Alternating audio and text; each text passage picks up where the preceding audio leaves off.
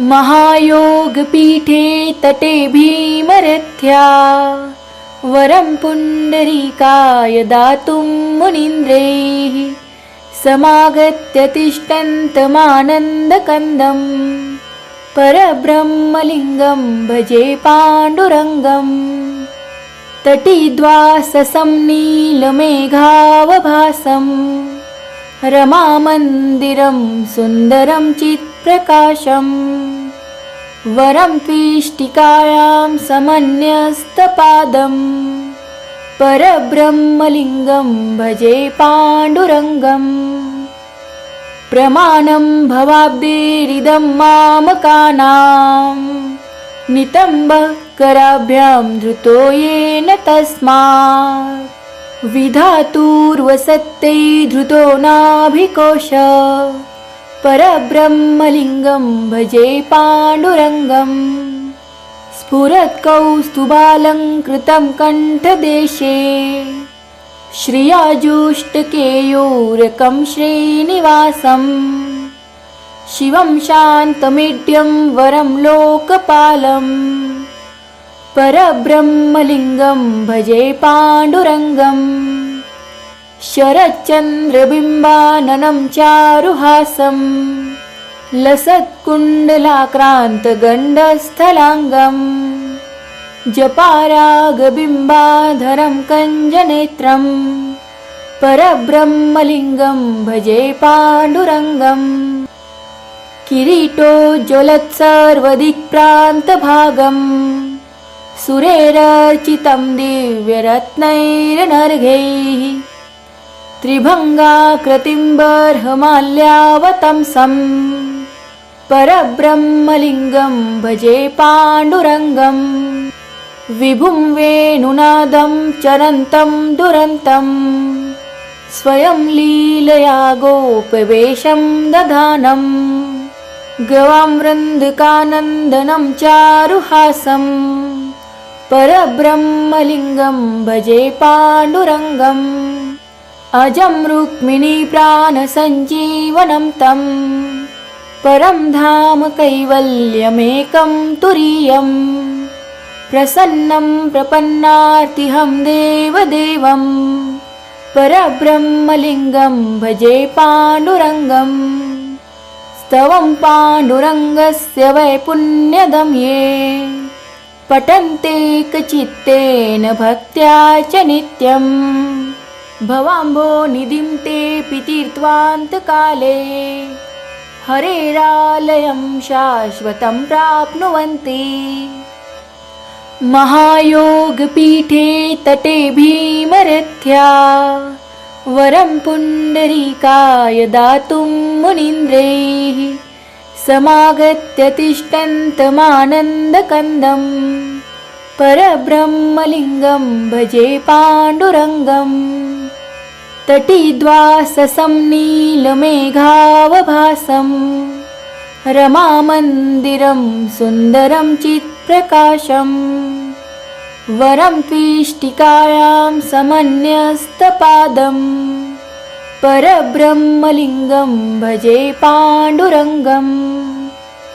प्रमाणं भवाब्देरिदं मामकानां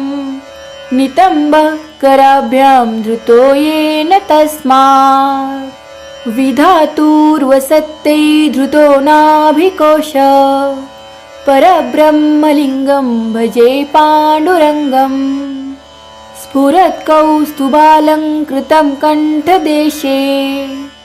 श्रियाजुष्टकेयूरकं श्रीनिवासं शिवं शान्तमेढ्यं वरं लोकपालं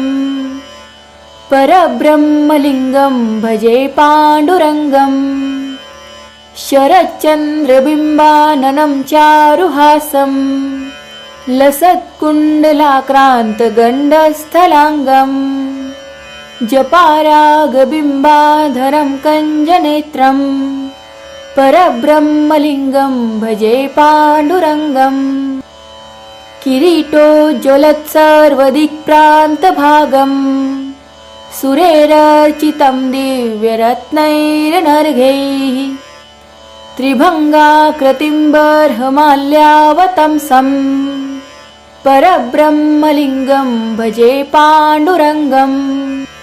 विभुं वेणुनादं चरन्तं दुरन्तं स्वयं लीलया गोपवेशं दधानं गवां वृन्दिकानन्दनं चारुहासं परब्रह्मलिङ्गं भजे पाण्डुरङ्गम् अजं रुक्मिणी प्राणसञ्जीवनं तं परं धाम कैवल्यमेकं तुरीयं प्रसन्नं प्रपन्नार्तिहं देवदेवं परब्रह्मलिङ्गं भजे पाण्डुरङ्गं स्तवं पाण्डुरङ्गस्य वै पुण्यदं ये पठन्ते कचित्तेन भक्त्या च नित्यम् भवाम्भो निधिं तेऽपि तीर्त्वान्तकाले हरेरालयं शाश्वतं प्राप्नुवन्ति महायोगपीठे तटे भीमरथ्या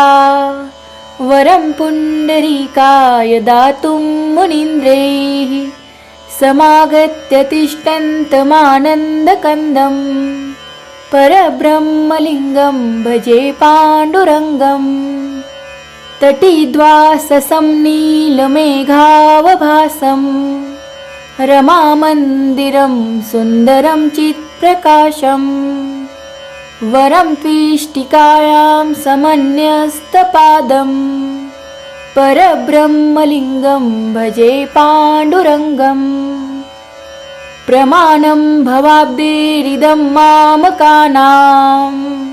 नितम्बकराभ्यां धृतो येन तस्मात्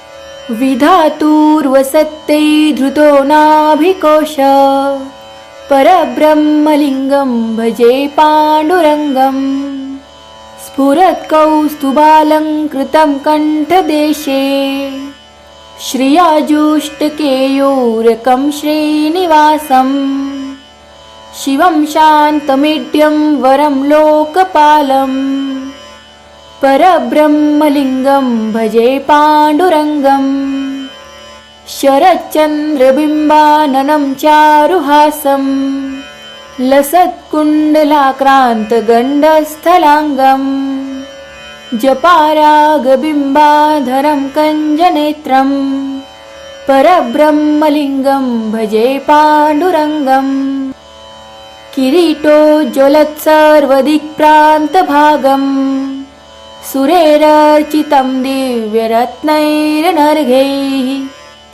त्रिभङ्गाकृतिं बर्हमाल्यावतंसं परब्रह्मलिङ्गं भजे पाण्डुरङ्गं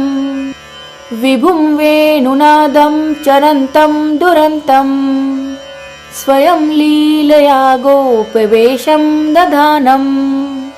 गवां वृन्दिकानन्दनं चारुहासं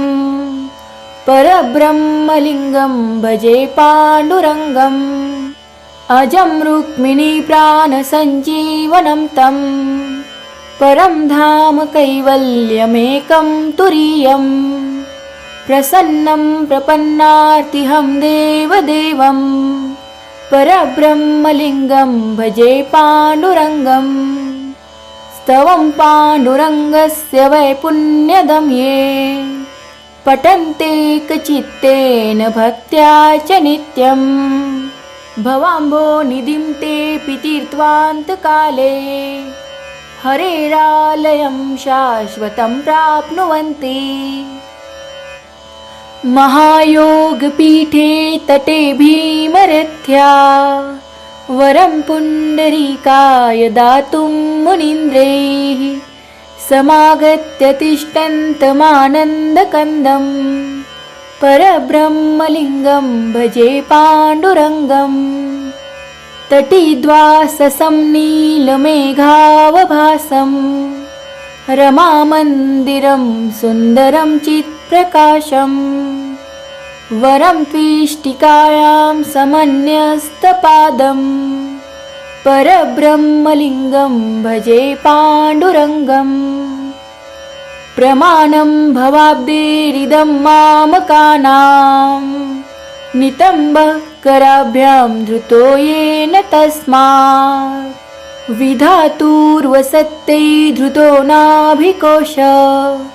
परब्रह्मलिङ्गं भजे पाण्डुरङ्गम् स्फुरत्कौस्तुभालङ्कृतं कण्ठदेशे श्रियाजुष्टकेयूरकं श्रीनिवासम् शिवं शान्तमीड्यं वरं लोकपालम् परब्रह्मलिङ्गं भजे पाण्डुरङ्गम् शरच्चन्द्रबिम्बाननं चारुहासं लसत्कुण्डलाक्रान्तगण्डस्थलाङ्गम् जपारागबिम्बाधरं कञ्जनेत्रं परब्रह्मलिङ्गं भजे पाण्डुरङ्गम् किरीटोज्ज्वलत्सर्वदिक्प्रान्तभागम् सुरेरर्चितं दिव्यरत्नैरनर्घैः त्रिभङ्गाकृतिं बर्हमाल्यावतंसं परब्रह्मलिङ्गं भजे पाण्डुरङ्गम् विभुं वेणुनादं चरन्तं दुरन्तं स्वयं लीलया गोपवेशं दधानम् गवां वृन्दिकानन्दनं चारुहासम् परब्रह्मलिङ्गं भजे पाण्डुरङ्गम् अजं रुक्मिणीप्राणसञ्जीवनं तं परं धाम कैवल्यमेकं तुरीयम् प्रसन्नं प्रपन्नार्तिहं देवदेवं परब्रह्मलिङ्गं भजे पाण्डुरङ्गम् स्तवं पाण्डुरङ्गस्य वै पुण्यदं ये पठन्ते कचित्तेन भक्त्या च नित्यम् भवाम्भोनिधिं तेऽपि तीर्त्वान्तकाले हरेरालयं शाश्वतं प्राप्नुवन्ति महायोगपीठे तटे भीमरथ्या वरं पुण्डरीकाय दातुं मुनीन्द्रैः समागत्य तिष्ठन्तमानन्दकन्दं परब्रह्मलिङ्गं भजे पाण्डुरङ्गम्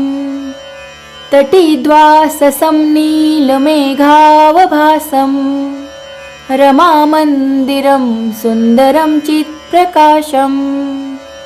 वरं त्विष्टिकायां समन्यस्तपादं परब्रह्मलिङ्गं भजे पाण्डुरङ्गम् प्रमाणं भवाब्देरिदं मामकानां नितम्बः कराभ्यां धृतो येन तस्मात् विधातुर्वसत्ते धृतो नाभिकोश परब्रह्मलिङ्गं भजे पाण्डुरङ्गम् स्फुरत्कौस्तुभालङ्कृतं कण्ठदेशे श्रियाजुष्टकेयूरकं श्रीनिवासम् शिवं शान्तमीड्यं वरं लोकपालम् परब्रह्मलिङ्गं भजे पाण्डुरङ्गम् शरच्चन्द्रबिम्बाननं चारुहासं लसत्कुण्डलाक्रान्तगण्डस्थलाङ्गम् जपारागबिम्बाधरं कञ्जनेत्रं परब्रह्मलिङ्गं भजे पाण्डुरङ्गम् किरीटोज्ज्वलत्सर्वदिक्प्रान्तभागम् सुरेरर्चितं दिव्यरत्नैरनर्घैः त्रिभङ्गाकृतिं बर्हमाल्यावतंसं परब्रह्मलिङ्गं भजे पाण्डुरङ्गम् विभुं वेणुनादं चरन्तं दुरन्तं स्वयं लीलया गोपवेशं दधानम् गवां वृन्दिकानन्दनं चारुहासम् परब्रह्मलिङ्गं भजे पाण्डुरङ्गम् अजं रुक्मिणीप्राणसञ्जीवनं तं परं धाम कैवल्यमेकं तुरीयम् प्रसन्नं प्रपन्नार्तिहं देवदेवं परब्रह्मलिङ्गं भजे पाण्डुरङ्गम् स्तवं पाण्डुरङ्गस्य वै पुण्यदं ये पठन्ते कचित्तेन भक्त्या च नित्यं भवाम्भोनिधिं तेऽपि तीर्त्वान्तकाले हरेरालयं शाश्वतं प्राप्नुवन्ति। महायोगपीठे तटे भीमरथ्या वरं पुण्डरीकाय दातुं मुनीन्द्रैः समागत्य तिष्ठन्तमानन्दकन्दं परब्रह्मलिङ्गं भजे पाण्डुरङ्गम्। तटीद्वाससं नीलमेघावभासं रमामन्दिरं सुन्दरं चित्प्रकाशं वरं त्विष्टिकायां समन्यस्तपादं परब्रह्मलिङ्गं भजे पाण्डुरङ्गम्। प्रमाणं भवाब्देरिदं मामकानां नितम्बकराभ्यां धृतो येन तस्मात् विधातुर्वसत्ते धृतो नाभिकोश परब्रह्मलिङ्गं भजे पाण्डुरङ्गम्। स्फुरत्कौस्तुभालङ्कृतं कण्ठदेशे श्रियाजुष्टकेयूरकं श्रीनिवासं शिवं शान्तमेढ्यं वरं लोकपालं परब्रह्मलिङ्गं भजे पाण्डुरङ्गम्। शरच्चन्द्रबिम्बाननं चारुहासं लसत्कुण्डलाक्रान्तगण्डस्थलाङ्गं जपारागबिम्बाधरं कञ्जनेत्रं परब्रह्मलिङ्गं भजे पाण्डुरङ्गम्। किरीटोज्ज्वलत्सर्वदिक्प्रान्तभागं सुरेरर्चितं दिव्यरत्नैरनर्घैः त्रिभङ्गाकृतिं बर्हमाल्यावतंसं परब्रह्मलिङ्गं भजे पाण्डुरङ्गम्। विभुं वेणुनादं चरन्तं दुरन्तं स्वयं लीलया गोपवेशं दधानं गवां वृन्दकानन्दनं चारुहासं परब्रह्मलिङ्गं भजे पाण्डुरङ्गम्। अजं रुक्मिणी प्राणसञ्जीवनं तं परं धाम कैवल्यमेकं तुरीयं प्रसन्नं प्रपन्नार्तिहं देवदेवं परब्रह्मलिङ्गं भजे पाण्डुरङ्गम्। स्तवं पाण्डुरङ्गस्य वै पुण्यदं ये पठन्ते कचित्तेन भक्त्या च नित्यं भवाम्भोनिधिं तेऽपि तीर्त्वान्तकाले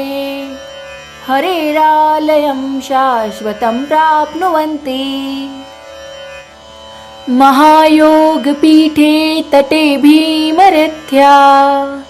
वरं पुण्डरीकाय दातुं मुनीन्द्रैः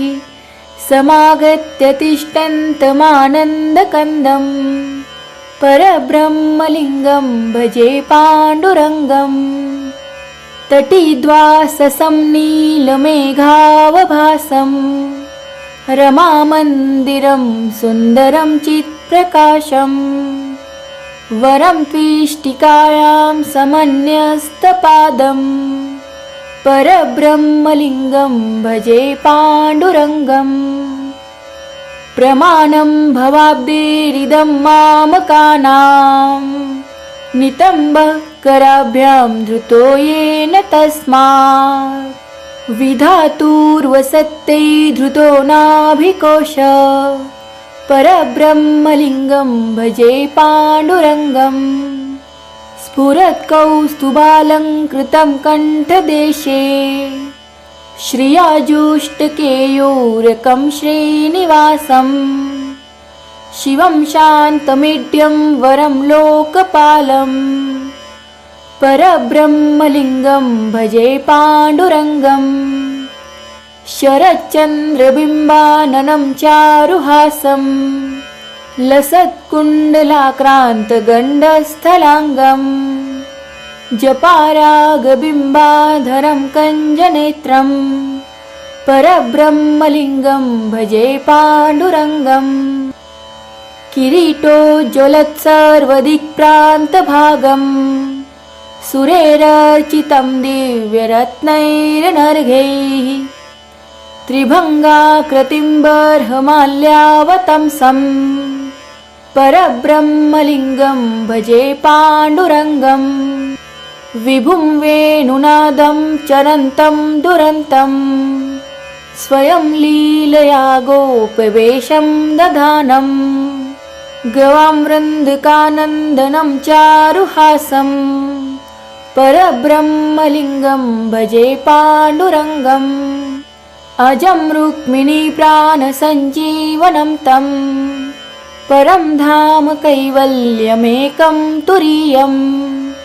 प्रसन्नं प्रपन्नार्तिहं देवदेवं परब्रह्मलिङ्गं भजे पाण्डुरङ्गम् स्तवं पाण्डुरङ्गस्य वै पुण्यदं ये पठन्ते कचित्तेन भक्त्या च नित्यं भवाम्भोनिधिं तेऽपि तीर्त्वान्तकाले हरेरालयं शाश्वतं प्राप्नुवन्ति महायोगपीठे तटे भीमरथ्या वरं पुण्डरीकाय दातुं मुनीन्द्रैः समागत्य तिष्ठन्तमानन्दकन्दं परब्रह्मलिङ्गं भजे पाण्डुरङ्गम् तटीद्वाससं नीलमेघावभासं रमामन्दिरं सुन्दरं चित्प्रकाशं वरं त्विष्टिकायां समन्यस्तपादं परब्रह्मलिङ्गं भजे पाण्डुरङ्गम् प्रमाणं भवाब्देरिदं मामकानां नितम्बकराभ्यां धृतो येन तस्मात् विधातुर्वसत्ते धृतो नाभिकोश परब्रह्मलिङ्गं भजे पाण्डुरङ्गम् स्फुरत्कौस्तुभालङ्कृतं कण्ठदेशे श्रियाजुष्टकेयूरकं श्रीनिवासं शिवं शान्तमीड्यं वरं लोकपालं परब्रह्मलिङ्गं भजे पाण्डुरङ्गम् शरच्चन्द्रबिम्बाननं चारुहासं लसत्कुण्डलाक्रान्तगण्डस्थलाङ्गं जपारागबिम्बाधरं कञ्जनेत्रं परब्रह्मलिङ्गं भजे पाण्डुरङ्गम् किरीटोज्ज्वलत्सर्वदिक्प्रान्तभागम् सुरेरर्चितं दिव्यरत्नैरनर्घैः त्रिभङ्गाकृतिं बर्हमाल्यावतंसं परब्रह्मलिङ्गं भजे पाण्डुरङ्गम् विभुं वेणुनादं चरन्तं दुरन्तं स्वयं लीलया गोपवेशं दधानं गवां वृन्दिकानन्दनं चारुहासं परब्रह्मलिङ्गं भजे पाण्डुरङ्गम् अजं रुक्मिणी प्राणसञ्जीवनं तं परं धाम कैवल्यमेकं तुरीयम् प्रसन्नं प्रपन्नार्तिहं देवदेवं परब्रह्मलिङ्गं भजे पाण्डुरङ्गम् स्तवं पाण्डुरङ्गस्य वै पुण्यदं ये पठन्ते कचित्तेन भक्त्या च नित्यं भवाम्भोनिधिं तेऽपि तीर्त्वान्तकाले हरेरालयं शाश्वतं प्राप्नुवन्ति महायोगपीठे तटे भीमरथ्या वरं पुण्डरीकाय दातुं मुनीन्द्रैः समागत्य तिष्ठन्तमानन्दकन्दं परब्रह्मलिङ्गं भजे पाण्डुरङ्गम् तटीद्वाससं नीलमेघावभासं रमामन्दिरं सुन्दरं चित्प्रकाशम् वरं पीष्टिकायां समन्यस्तपादम् परब्रह्मलिङ्गं भजे पाण्डुरङ्गम् प्रमाणं भवाब्देरिदं मामकानां नितम्बकराभ्यां धृतो येन तस्मात् विधातुर्वसत्ते धृतो नाभिकोश परब्रह्मलिङ्गं भजे पाण्डुरङ्गम् स्फुरत्कौस्तुभालङ्कृतं कण्ठदेशे श्रियाजुष्टकेयूरकं श्रीनिवासं शिवं शान्तमेढ्यं वरं लोकपालम् परब्रह्मलिङ्गं भजे पाण्डुरङ्गम् शरच्चन्द्रबिम्बाननं चारुहासं लसत्कुण्डलाक्रान्तगण्डस्थलाङ्गम् जपारागबिम्बाधरं कञ्जनेत्रं परब्रह्मलिङ्गं भजे पाण्डुरङ्गम् किरीटोज्ज्वलत्सर्वदिक्प्रान्तभागम् सुरेरर्चितं दिव्यरत्नैरनर्घैः त्रिभङ्गाकृतिं बर्हमाल्यावतंसं परब्रह्मलिङ्गं भजे पाण्डुरङ्गम् विभुं वेणुनादं चरन्तं दुरन्तं स्वयं लीलया गोपवेशं दधानं गवां वृन्दिकानन्दनं चारुहासं परब्रह्मलिङ्गं भजे पाण्डुरङ्गम् अजं रुक्मिणी प्राणसञ्जीवनं तं परं धाम कैवल्यमेकं तुरीयम् प्रसन्नं प्रपन्नार्तिहं देवदेवं परब्रह्मलिङ्गं भजे पाण्डुरङ्गम् स्तवं पाण्डुरङ्गस्य वै पुण्यदं ये पठन्ते कचित्तेन भक्त्या च नित्यं भवाम्भोनिधिं तेऽपि तीर्त्वान्तकाले हरेरालयं शाश्वतं प्राप्नुवन्ति महायोगपीठे तटे भीमरथ्या वरं पुण्डरीकाय दातुं मुनीन्द्रैः समागत्य तिष्ठन्तमानन्दकन्दं परब्रह्मलिङ्गं भजे पाण्डुरङ्गम् तटीद्वाससं नीलमेघावभासं रमामन्दिरं सुन्दरं चित्प्रकाशम् वरं पीष्टिकायां समन्यस्तपादम् परब्रह्मलिङ्गं भजे पाण्डुरङ्गम् प्रमाणं भवाब्देरिदं मामकानां नितम्बकराभ्यां धृतो येन तस्मात् विधातुर्वसत्ते धृतो नाभिकोश परब्रह्मलिङ्गं भजे पाण्डुरङ्गम् स्फुरत्कौस्तुभालङ्कृतं कण्ठदेशे श्रियाजुष्टकेयूरकं श्रीनिवासं शिवं शान्तमेढ्यं वरं लोकपालम् परब्रह्मलिङ्गं भजे पाण्डुरङ्गम् शरच्चन्द्रबिम्बाननं चारुहासं लसत्कुण्डलाक्रान्तगण्डस्थलाङ्गम् जपारागबिम्बाधरं कञ्जनेत्रं परब्रह्मलिङ्गं भजे पाण्डुरङ्गम् किरीटोज्ज्वलत्सर्वदिक्प्रान्तभागम् सुरेरर्चितं दिव्यरत्नैरनर्घैः त्रिभङ्गाकृतिं बर्हमाल्यावतंसं परब्रह्मलिङ्गं भजे पाण्डुरङ्गम्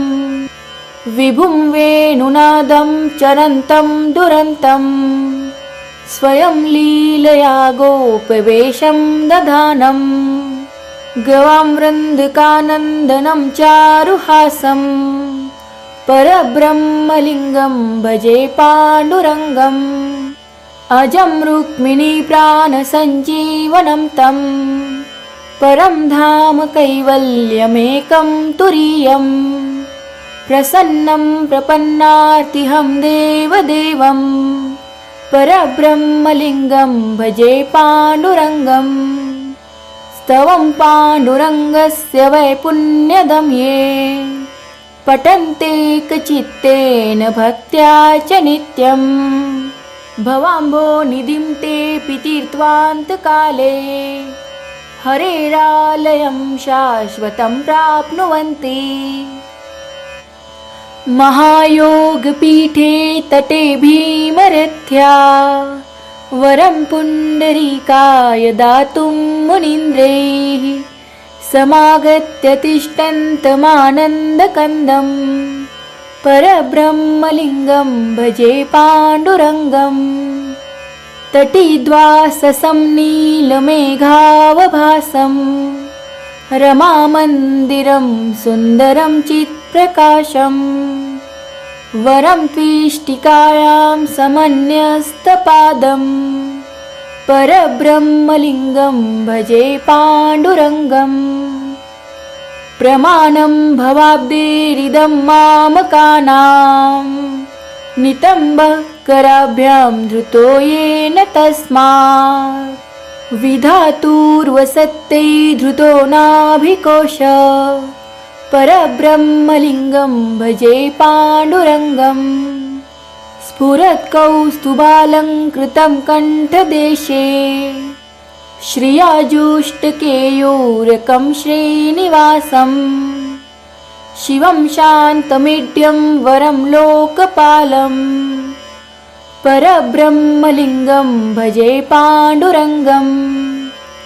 शरच्चन्द्रबिम्बाननं चारुहासं